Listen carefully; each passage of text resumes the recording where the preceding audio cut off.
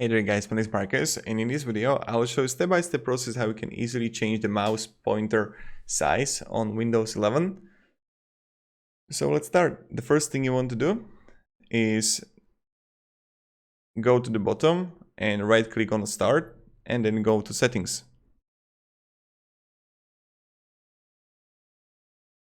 Then you want to click on Accessibility. And then you want to click on a mouse pointer and touch, and then you're gonna have like size here. And what you can do is to increase it. Like, look at this. What? Oh, you can see it right now, but it's changed and it's so damn big. But this is pretty much it where you can change it.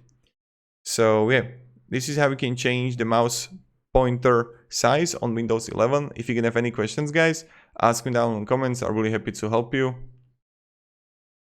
And have a great day and goodbye. See ya.